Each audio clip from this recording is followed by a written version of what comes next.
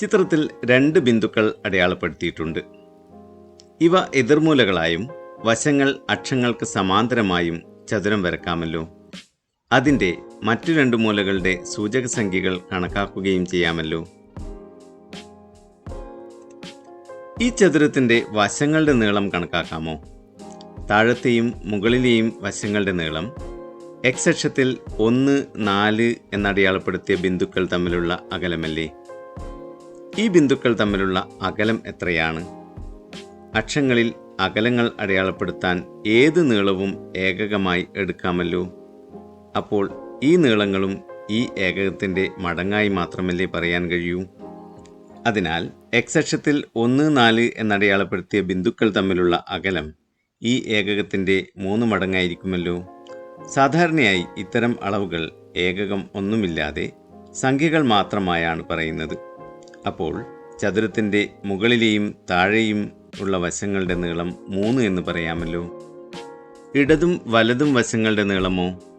അത് y അക്ഷത്തിലെ 2, 3 എന്നടയാളപ്പെടുത്തിയ ബിന്ദുക്കൾ തമ്മിലുള്ള അകലം അഥവാ 1 ആയിരിക്കുമല്ലോ. എതിർമൂലകൾ ഇങ്ങനെ ആയാലോ?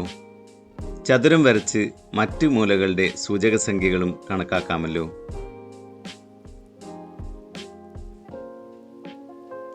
അവ 4, -1, -2, 3 എന്നിവയാണെന്ന് കാണാമല്ലോ. താഴത്തെയും മുകളിലെയും വശങ്ങളുടെ നീളം എക്സ് അക്ഷത്തിലെ ഏത് രണ്ട് സംഖ്യകൾ തമ്മിലുള്ള അകലമാണ്? -2ഉം 4ഉം തമ്മിലുള്ള അകലം അല്ലേ?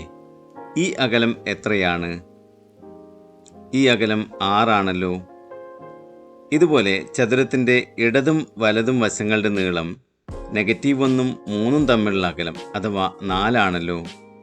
എതിർമൂലകളുടെ സൂചക സംഖ്യകൾ x1, y1, x2, y2 എന്നിവ ആയതും വശങ്ങൾ അക്ഷങ്ങൾക്ക് സമാന്തരമായതുമായ ചതുരത്തിൻ്റെ വശങ്ങളുടെ നീളം എന്തായിരിക്കും?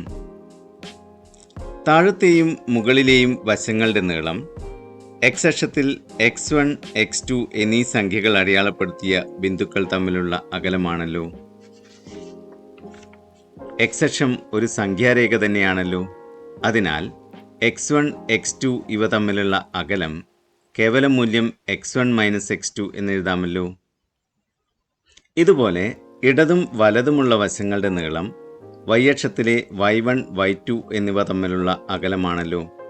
അതിനെ കേവല മൂല്യം y1 - y2 എന്നെഴുതാമല്ലോ.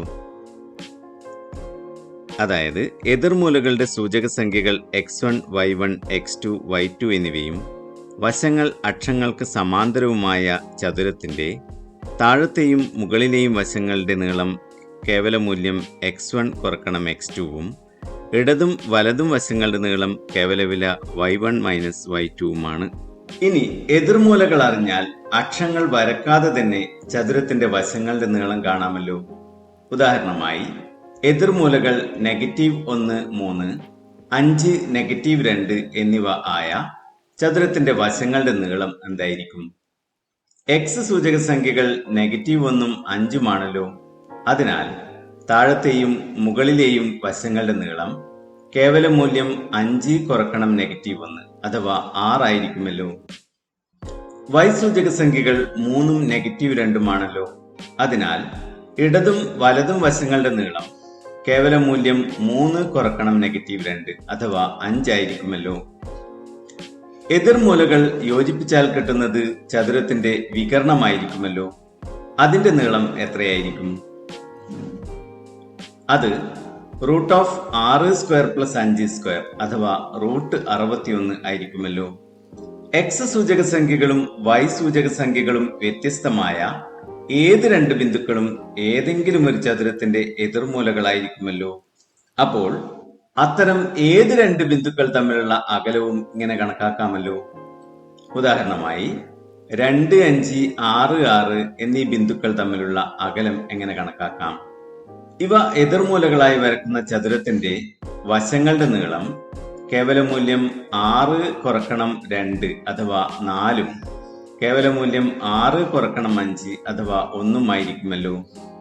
അതിനാൽ വികരണത്തിന്റെ നീളം √4² + 1² അഥവാ √17 ആയിരിക്കുമല്ലോ.